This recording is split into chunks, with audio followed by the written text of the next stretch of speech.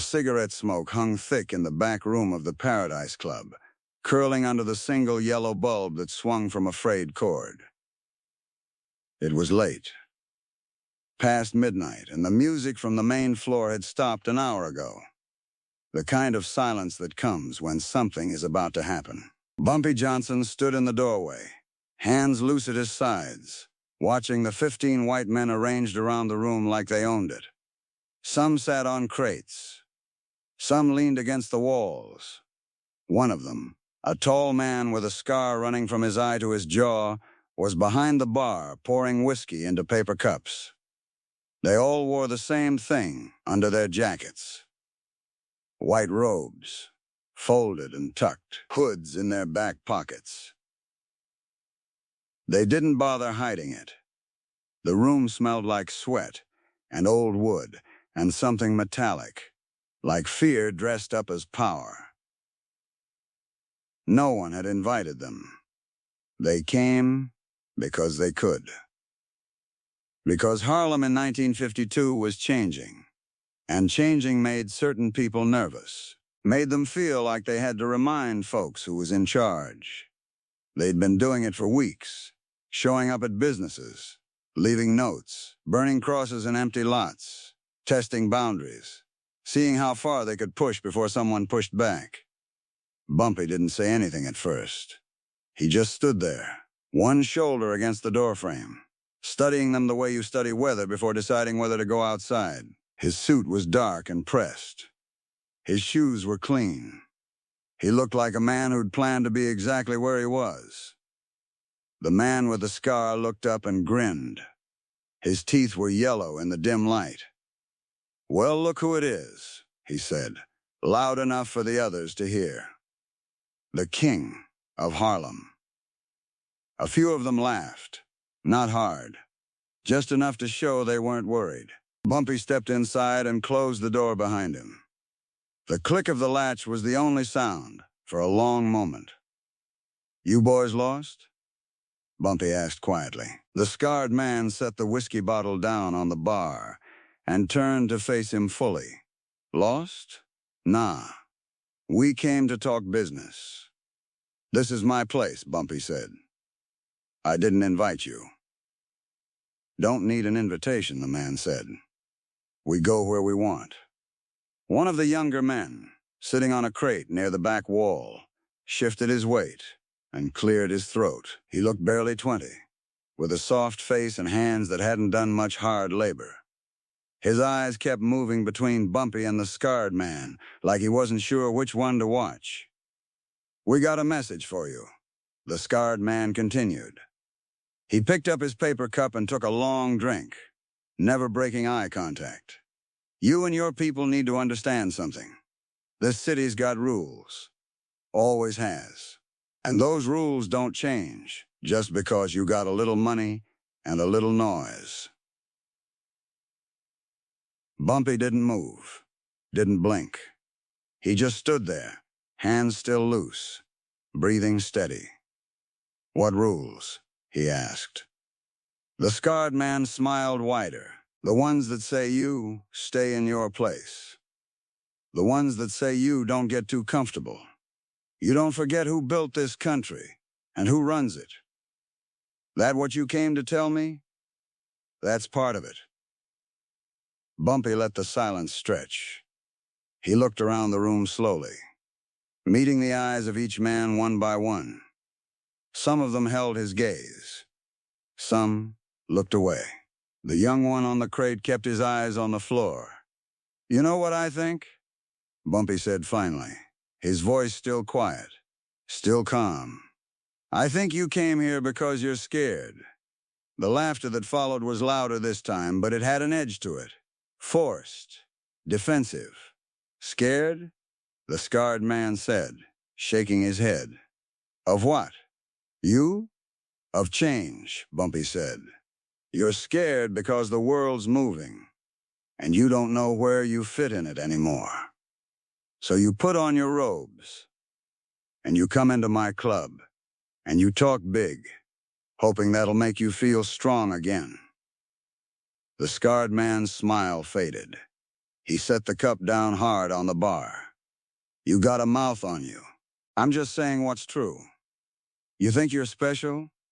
You think because you got a name up here you're untouchable? Bumpy shook his head slowly. I don't think I'm special. I just think you're wasting your time. One of the men near the wall, older than the others with gray stubble and a thick neck, stepped forward. His voice was rougher, meaner. We burned down 2 shops on Lenox last week. You hear about that? Bumpy nodded. I heard. And we'll burn down 2 more if we need to. We'll burn down this whole damn block if that's what it takes to remind people how things work. Why? Bumpy asked. The question landed like a stone in still water. The older man frowned. Why what? Why do you care so much? Bumpy said. Why does it matter to you what happens up here? You don't live here. You don't work here. What is it about people trying to live their lives that makes you so angry? The older man's face darkened. You don't get to ask me that. I just did. You think you can talk to us like we're equals? Bumpy's voice didn't rise, didn't harden. I think you're standing in my place, uninvited, threatening my people, and I'm trying to understand why. That's all. The young man on the crate looked up. His eyes were wide, and there was something uncertain in them, like he was hearing something he hadn't expected to hear. The scarred man picked up the whiskey bottle again, but this time he didn't pour. He just held it, his knuckles white around the neck. You're making a mistake, talking to us like this. Maybe, Bumpy said. But you made a mistake coming here. That a threat? No, Bumpy said. Just a fact. The air in the room tightened. You could feel it in your chest, the way you feel a storm coming before the first drop of rain. The older man with the gray stubble stepped closer. You got a lot of nerve, I'll give you that. But nerve don't stop bullets. Nerve don't stop fire. Bumpy turned to look at him fully. You ever burn down a man's home and look him in the eye after? He asked. You ever see what it does to him, to his family? The older man didn't answer. I have, Bumpy said. I've seen it. I've lived through it. And I'll tell you something. It doesn't make you strong. It makes you a coward. The slap of those words hit harder than a fist. The older man's jaw clenched, and his hand moved toward his belt, where something was tucked under his shirt. The scarred man raised a hand to stop him. Easy, the scarred man said. Then he looked back at Bumpy. You really don't know when to shut up, do you? Bumpy took a step forward. Not aggressive, just steady, confident, like a man walking into his own kitchen. I know when to talk, he said, and I know when to listen. Right now, I'm listening to 15 men who came into my place to scare me. And all I'm hearing is noise. Fear dressed up as power. That's all it ever is. The young man on the crate stood up slowly. His hands were shaking. Just a little. What are you doing? The scarred man snapped at him. The young man didn't answer. He just looked at Bumpy, then at the door. Sit down, the scarred man ordered. The young man hesitated. Then he moved toward the door. I said sit down. But he didn't. He walked past Bumpy, opened the door, and left. The sound of his footsteps faded into the hallway outside. The room felt smaller now. The smoke seemed heavier. The scarred man's face was red. Anyone else? He said, looking around at the others. No one moved. Bumpy watched him. He's smarter than you think, he said quietly. Shut your mouth. He knows this doesn't end the way you think it does. I said shut your mouth. Bumpy shook his head. You came here to make me afraid. To make my people afraid. But fear only works if the person you're scaring believes you're stronger than them. And I don't. The scarred man's hand went to his jacket. The others tensed. The room held its breath. "You think I won't do it?" the scarred man said, his voice shaking now, not with fear but with rage. "You think I won't put you down right here?" Bumpy didn't flinch. He looked the man dead in the eyes and spoke with a calmness that made the air feel colder. "I think you could," he said. "I think you could pull that gun and shoot me and walk out of here tonight. But I also think you know what happens after. I think you know this neighborhood. You know these people. You know that if you do that, there's no place you can hide that they won't find you." The scarred man's hand stayed where it was, halfway into his jacket. "And even if you get away," Bumpy continued, his voice soft, almost gentle, "you'll spend the rest of your life looking over your shoulder, wondering when it's coming. Wondering who's coming." That's not strength. That's a prison. The silence that followed was unbearable. You could hear someone breathing too hard in the back of the room. You could hear the faint hum of the city outside, distant sirens and car engines and life moving forward, while everything in this room stayed frozen. Then the scarred man lowered his hand. He didn't say anything. He just stared at Bumpy with a mixture of hatred and something else. Something that looked almost like respect, but twisted, bitter. One of the men near the wall moved toward the door. Then another. Then two more. The scarred man watched them go, his jaw tight, his eyes burning. He didn't try to stop them. By the time it was over, only 3 men remained. The scarred man, the older one with the gray stubble, and a third man who hadn't said a word the entire time, who just stood in the corner with his arms crossed, his face blank. Bumpy looked at the 3 of them and nodded once, slow and deliberate. "You should go," he said. The scarred man's mouth opened like he was going to say something, but nothing came out. He looked at the other 2, then back at Bumpy. Then he turned and walked to the door. The other 2 followed. As the scarred man reached the threshold, he stopped and looked back. "This isn't over," he said. Bumpy's expression didn't change. "It is for tonight." The 3 men left. The door closed behind them, and the room was empty except for Bumpy and the smoke, and the single yellow bulb still swinging gently overhead. He stood there for a long time, not moving, just breathing. Then he walked to the bar, picked up the whiskey bottle the scarred man had left behind, and poured himself a drink. His hand was steady. His face was calm. But if you looked closely, you could see the faint tremor in his fingers as he set the bottle back down. He drank in silence. Outside, the city hummed on, indifferent to what had just happened in that back room.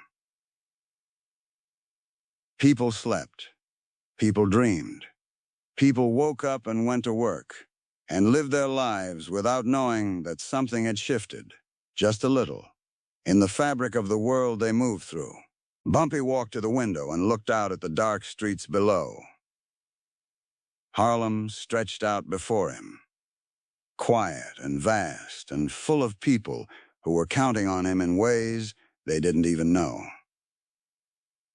He thought about the young man who'd walked out first, wondered if he'd go home and take off that robe and never put it on again, wondered if he'd wake up in 10 years and remember this night and feel something close to shame. He thought about the 12 who'd left, how many of them had wanted to leave from the start but didn't know how. How many of them had needed someone to show them the door. And he thought about the 3 who'd stayed, the ones who couldn't let go, the ones who'd carry this hate until it buried them. He finished his drink and set the glass down on the windowsill. There were no cameras in that room, no reporters, no one to write it down or record it or tell the world what had happened. Just one man, standing alone in the dark, knowing that sometimes strength isn't about how hard you can hit, It's about how steady you can stand when everything around you is trying to knock you down. He turned off the light and locked the door behind him. The streets were empty as he walked home. The moon was high and pale. Somewhere in the distance, a dog barked. Somewhere else, a baby cried. Life, ordinary and relentless, moved forward. By morning, the story would spread in whispers. 15 men had walked into the Paradise Club. Only 3 walked out with their pride intact. The rest left something behind in that room. Something they didn't even know they were carrying until it was gone. Bumpy never spoke about it. Not publicly. Not even to the people closest to him. But the people knew. They always knew. And in the years that followed, when young men in Harlem talked about what it meant to be strong, they didn't talk about guns, or fists, or fear. They talked about a man who walked into a room full of hate and walked out unbroken. A man who understood that the loudest voice in the room is often the weakest. A man who knew that real power is quiet, patient, and impossible to intimidate. The city remembers in its own way, not through monuments or speeches, but through the stories people tell when the lights are low and the night is long, and someone asks what courage really looks like. It looks like standing still when every instinct tells you to run. It looks like speaking softly when your blood is screaming. It looks like one man, alone, refusing to be anything less than human in a room full of people who forgot what that word means. And sometimes, that's enough to change everything.